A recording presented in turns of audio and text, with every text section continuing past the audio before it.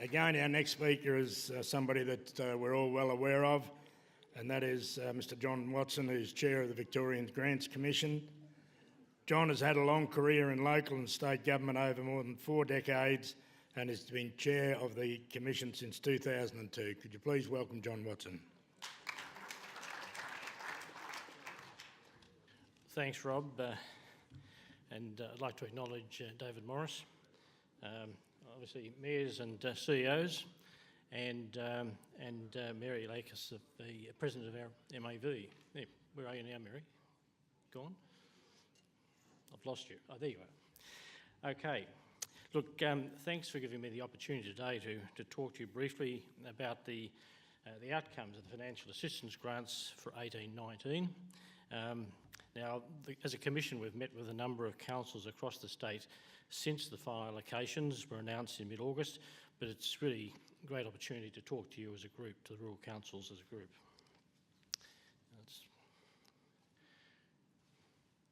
Where do I... Aha, it works. Okay, so the total pool of financial assistance grants for Victorian councils for 18-19 was a shade under $595 million. A good number in terms of the increase of 5.1% over the previous financial year.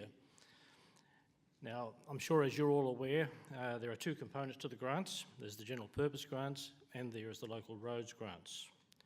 The general purpose grants are divided between the states and territories on a population basis, and the increase of 5.6% for Victoria reflects Victoria's strong population growth. We are above the national average, which was 3.8%. The 3.8% in the pool for the local roads is the same as the national increase, and each state receives a fixed share of that. But the important thing about the general purpose, as our population grows, our share of the grant grows in comparison to other jurisdictions. So in a sense, we're winners and some others not so much. Now, I think you've probably all seen this slide before. It just shows the amount of these grants going backwards to about 05-06 and projecting forward about 25-26. In the middle there, those 3 green bars, that was the pause that was brought to these grants by the federal government. Over that period, Victoria lost about $170 million worth of grants that it would otherwise received if that red trend line had continued. But we're now out of that. Indexation is resumed. Unfortunately, resumed at the paused level, but going forward, you'll see where we anticipate these grants will go. It's not particularly well understood that that when the indexation did resume, it was from the frozen level, which was about 12.5% below where it would have been on that red line. This map of Victoria is just, it's the other end of the process. We do all the calculations against the formula, the methodology, and this is how the grants come out as a percentage of each council's recurrent revenue. So you can see there the yellow councils moving up through to the dark green. There's 3 of those in the state, in the west of the state, receiving 25% or more of their general revenue from this source. An incredible reliance on these grants. Across Victoria, the average is about 6%, and for you as a group, for rural councils as a group, it's much higher, it's 14.4%, and as I've indicated, for some it goes much higher. This is significantly higher than the average for regional centres at 7.3%, and much, much higher than metropolitan councils, where the average across the metropolitan area of Melbourne is 3.4%. Now, we know this is partly due to the metropolitan councils having significant sources of revenue other than rates, etc. And often it's quoted to the Commission. They have parking fines, etc. But we also know that as a result of the rural councils receiving higher grants than their metropolitan counterparts on a per capita basis, due to the grants being distributed in what we describe as relative needs. So fundamentally what the Commission does is we assess in our opinion, the relative need of your council versus another 78 councils.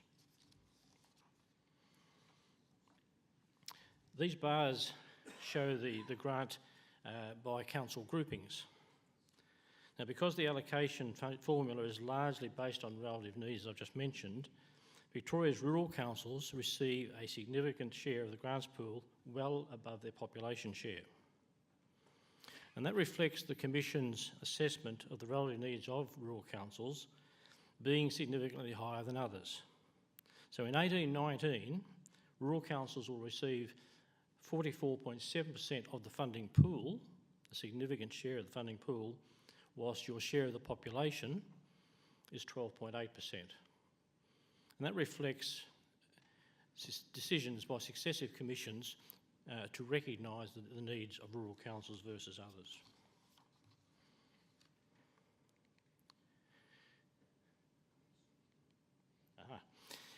The total grants per capita, these trend lines, again, it just shows that there's been a steady increase in the grants directed to rural councils.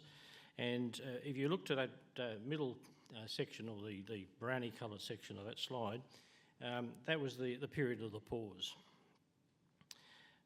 Even during that period, whilst the pool in Canberra was frozen, it was allocated between the jurisdictions, but in Victoria and every other jurisdiction, a full allocation model was run. So over that period, we continued to be able to move money, as you see by that red line, moving up to rural councils. And of course, since the indexation has resumed, that has kicked up even more. And if you look down through those bars on that slide, you'll see that as you move down right to the bottom there, they were a pretty flat line during that period. And even now, whilst they're all kicking up a little bit, certainly not as much as rural councils. This one demonstrates the aggregate grant movements for 1819. So the yellow bar represents the average increase in the grants pool, which was 5.1%. Okay, so that was about $29 million. Now the aggregate grants for small rural councils, if you look at those out there to the right, increased by over $6 million, or 6.8%, which was significantly better than the 5.1 state average. The aggregate grants for large rural councils increased by 10.2, or 6.3%. So rurals as a group, both large and small, did quite well. The only other group of councils to achieve above the average increase were the interface councils, and of course we all understand that's where the growth is going around Melbourne. And their average grants increased by 5.6. Now the minimum grant, as we travel around Victoria, I don't think there's a rural council that doesn't raise the issue of the so-called minimum grant with the Commission. And of course the argument often is put to us that it should be abolished. So I thought it might be useful to take this opportunity today just to provide a few facts and figures about the minimum grant, because clearly it's an issue which continues to receive a lot of attention. So the minimum grant requirement means that all councils must receive a general purpose grant that's at least 30% of the statewide average grant. That's on a per capita basis. So in 1819, the minimum grant is $20.83 per capita. Now the application of the minimum grant is not something over which the Victoria Grants Commission has any discretion. It's a requirement of both the relevant Commonwealth legislation, it's enshrined in legislation, and it's one of the national distribution principles that's been agreed between the Commonwealth and all the states and territories which receive these grants. So any change to the requirement would require the approval of both houses of the National Parliament and the agreement of all the states and territories with the Commonwealth. So a significant task if it was ever to be contemplated. In Victoria, about 1/3 of our population lives in a council receiving a minimum general purpose grant, about 1/3 of our population. It's not the same in every jurisdiction. It's much higher, in fact, in some, and it goes as high as 75% of a jurisdiction's population living in a minimum grant municipality. So the interests between the jurisdictions vary significantly. It would certainly make the task of changing the national arrangements, let alone the legislation, extremely difficult. Quite a challenge. Now, the Victorian Grants Commission, we don't hold a formal position on whether the minimum grant requirement should or should not be abolished. It's not our role to do so. Our role as statutory authority is, in its simplest form, is to recommend how these grants are allocated between 79 councils on an annual basis.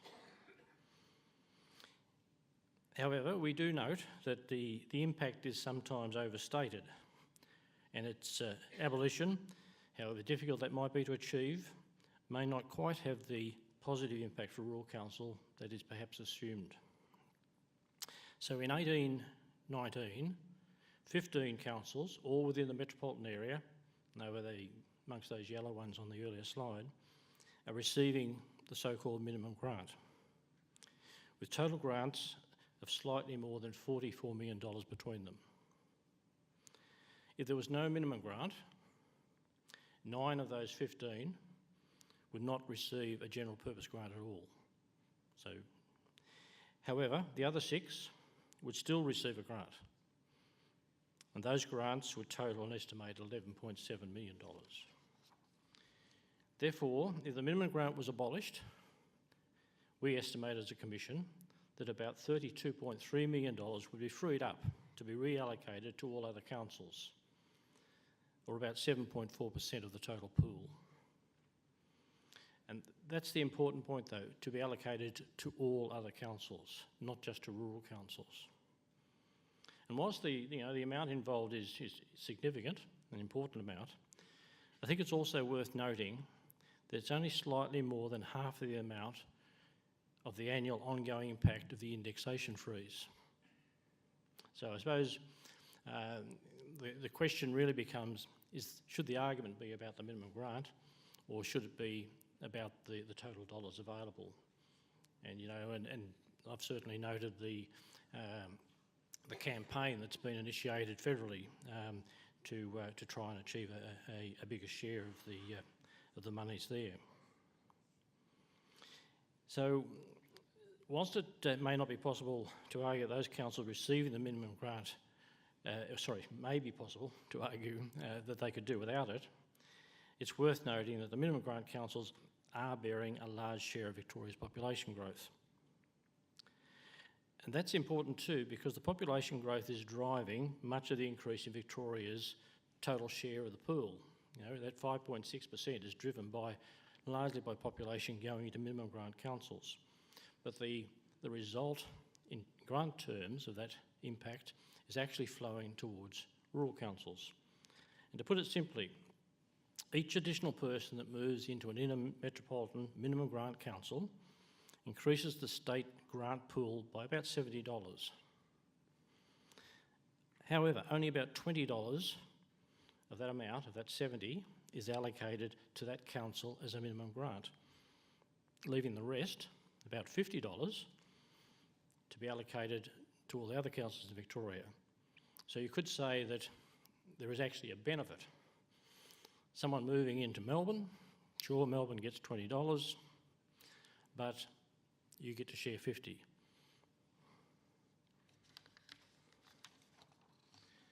Now, just to move on to local roads, I don't think it's a secret that the Commission, as we've gone around and talked, we've been quite concerned about some of the quality of roads data. So we've always been looking for a way to improve the allocation methodology in this area. And the key focus for 1819 is local roads data. It's a significant input, not just into the local roads grant, but actually flows as very significant, particularly in rural councils, into the general purpose grant. So the Commission has recently engaged consultants to develop and implement a pilot program, and we expect that that will result in significant improvements in the quality and accuracy of local roads data. The pilot study, will be complete in early 2019, and through the pilot study we're working to understand how councils use GIS data to represent their local roads and how we can better use that information as part of the VicMap transport database to get a clearer and more accurate picture of Victoria's network of local roads. We've got 5 pilot councils in the project: Alpine, Central Goldfields, Knox, Mildura and Mirrabel, so a bit of a mixed bag there. The Commission is supporting councils in reducing their overall reporting requirements as well, and the long-term goal is that one source of the spatial local roads data that can be easily accessed, updated and used for a number of purposes, and if one of those purposes may well be to assist you in your response to natural disaster funding requirements, where you have to have pre-condition information, and that's been an issue, I know, in that area in the past. Okay, so my last slide. So in close, I just want to briefly touch on the range of information that we provide as a Commission to councils and the broader community about the Commission. So all councils receive a snapshot summary, that's the one up there in the left-hand top corner, an individual council report which summarises your grants for the year. We also publish an annual report, that's in the bottom left-hand corner, which includes all of the data that we use to do the grant calculations. So the value of that obviously is that you can make comparisons between yourself and any other council, any other group of councils. And finally, we also have our council website where all the data we collect is available for you. So it's even goes beyond what's in the annual report, and that's significant. And then finally, we need to keep hearing from you to ensure that we, as a Commission, are current in making any fine-tuning or adjusting to improve the allocation formula. And of course we invite councils to make written submissions every year, and we put a lot of effort into talking to councils. We have regional information sessions, and on a 4-year cycle we meet with every council. So we welcome your interest in the funding, and we know it's important to rural councils, more important to rural councils than any other group. The Commission, I guess, makes no apology that we recognise that, and that we will continue to strive to try and recognise your need in the methodology. Although I must say this as a final point, that because we as a Commission have to acquit back to the Commonwealth, unlike councils which don't have to acquit the expenditure of these monies, we have to acquit back to the Commonwealth that we have met the national principles. So I think the big gains have been made. It's getting harder, but it won't stop us trying. Thank you very much.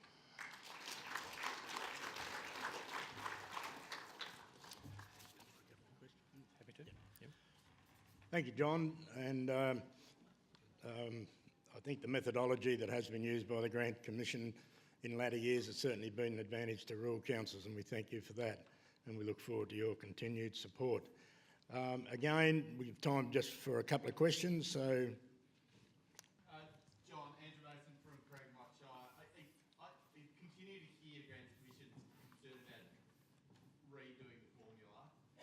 Obviously that's not Rural Councils Victoria's position, because $32 million might not be a lot of money to you, but for rural councils that are struggling to be financially sustainable, it is a huge amount of money. Where $60,000, $100,000, $150,000 is a really very significant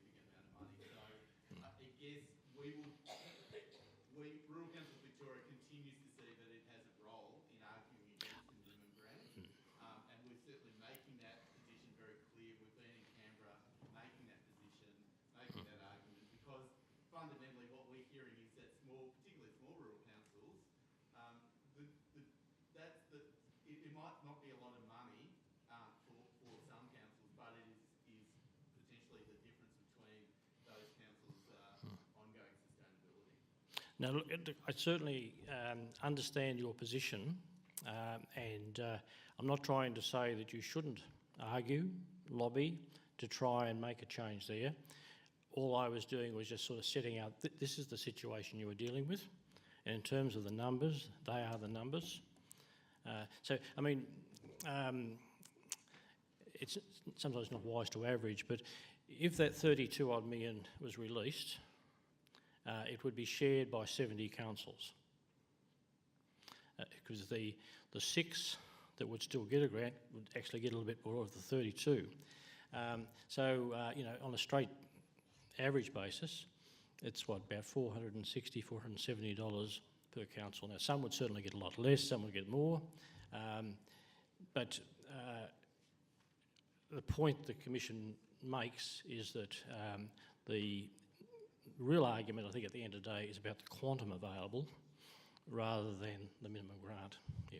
So can I just respond? $460,000 Oh, is equivalent to a 4% rate. no, I know, it's massive. It's massive. Yes. Very much higher. I'm not disputing that at all. Yes.